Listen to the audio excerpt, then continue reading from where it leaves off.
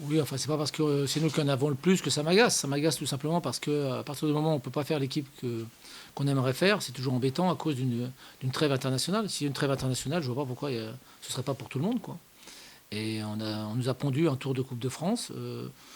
Donc bon, je trouve pas ça très équitable. Après, j'ai dit, je l'ai redit, donc ça suffit. Je vais pas y revenir, mais on va jouer le match pour se qualifier, bien entendu. Mais j'aurais préféré avoir le choix des armes lors de cette rencontre que, même si c'est peut-être pas un terme qui est adapté à une rencontre de football, mais de façon à pouvoir faire l'équipe qu'on désirait faire. Si j'avais voulu faire souffler des gars, j'en aurais fait souffler. Là, c'est pas le cas, parce que on va être obligé de taper un peu dans le centre de formation, ce qui est pas embêtant pour nous dans le sens où ça va nous permettre de faire monter des jeunes, mais toujours regrettable quand là, on est à 5 joueurs, parce qu'on a de la chance quand même. Le sixième est revenu indemne de sa semaine avec les U20.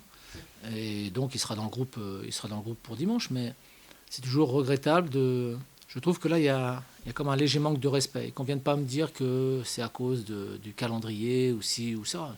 C'est, c'est n'importe quoi. D'accord. Pour un tour, je vois pas le problème, quoi. Donc, on va jouer le match et puis on essaiera de se qualifier. Et puis si on se qualifie, bah, tant mieux. Si on se qualifie pas, bah, ce sera parce on n'aura pas été à la hauteur, c'est tout. Mais c'est toujours, j'aime pas quand on manque de respect.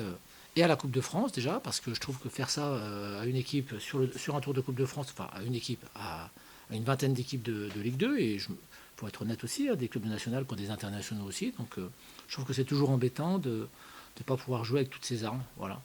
Euh, c'est, je pense que la Ligue 1 n'aurait pas accepté ça, par exemple. Voilà. Oui, bah, quand tu es en Ligue 2 et que tu te déplaces chez une équipe de nationale, tu sais que tout peut t'arriver, quoi. Donc, c'est le charme de la Coupe de France.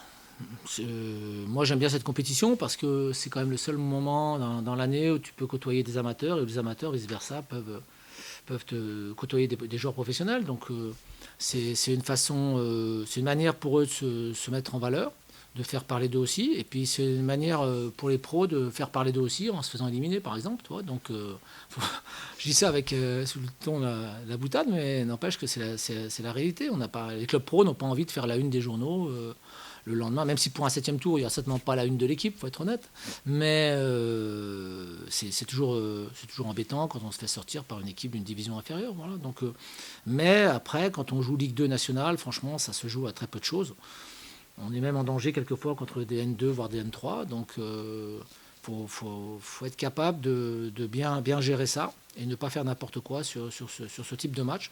On sait que ce sera un match très compliqué, ça on le sait à l'avance. Donc on s'est préparé en conséquence, on a bien préparé la rencontre. On verra ce que ça donnera. C'est que là, ça va un petit peu mieux en championnat. Est-ce qu'il y a des objectifs particuliers fixés cette saison? Non, on n'a pas la prétention de la gagner déjà, ça c'est clair. On aimerait avoir cette prétention, mais là, c'est plus de la prétention après. Vraiment, quand on toucherait plus terre. Non, mais bon, moi, c'est une compétition que, je vous l'ai dit, j'aime bien. Donc, je trouve que c'est un parfum particulier, c'est sympa, quoi. Donc, si tu arrives à faire 32e, 16e, voire un 8e, déjà quand tu es en Ligue 2, c'est déjà pas mal parce que c'est assez piégeux, quoi. Voilà. Donc, comme je dis tout à l'heure, tu peux te faire sortir par des équipes hiérarchiquement inférieures. Donc, c'est aussi ça la magie de la Coupe de France. Donc, voilà.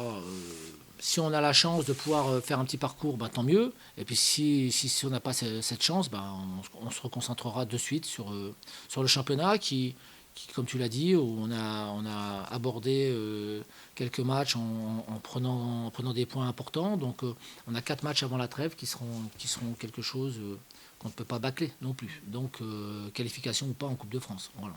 Il faudra faire attention, encore une fois.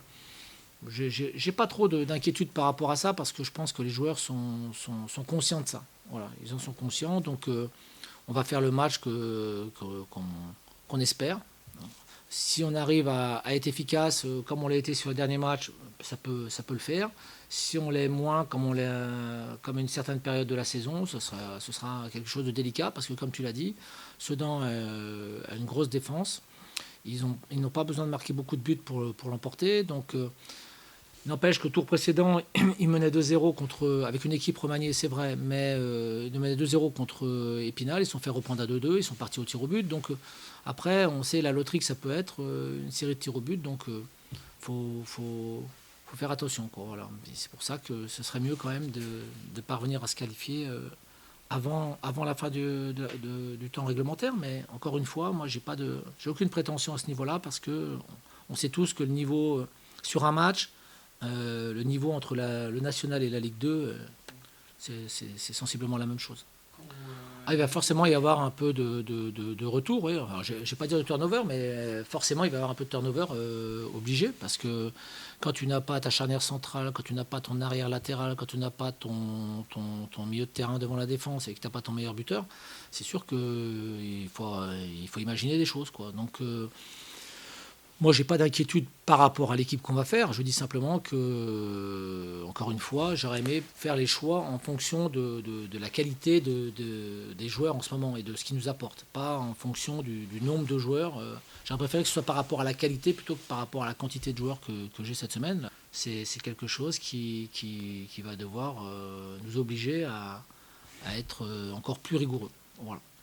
des nouvelles peut-être d'Axel Bamba qui a repris cette semaine un petit peu Oui, enfin repris, il refait les échauffements avec nous, échauffements avec ballon notamment, donc ça c'est une bonne chose pour lui, moralement ça lui fait beaucoup de bien.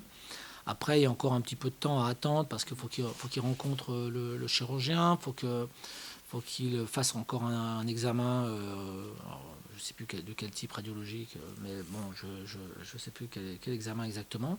Et puis après, on va pouvoir envisager une reprise progressive. Ça, c'est bon, lui, l'envie est là, il n'y a pas de problème, ça, on n'en doutait pas.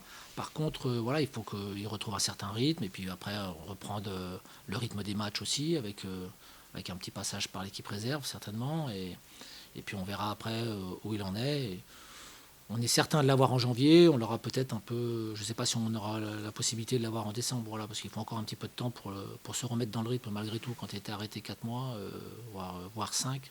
Enfin, on va dire 4, ce sera déjà pas mal. C'est pas évident de se remettre dans le coup. Mais tous les voyants sont au vert à l'heure actuelle. Donc c'est un garçon qui est sérieux, qui a fait une rééducation vraiment comme il le fallait. Et donc voilà, aujourd'hui ça semble bien aller. Donc on ne va pas brusquer les étapes non plus, mais ça semble aller sur le bon chemin, quoi. Très bien.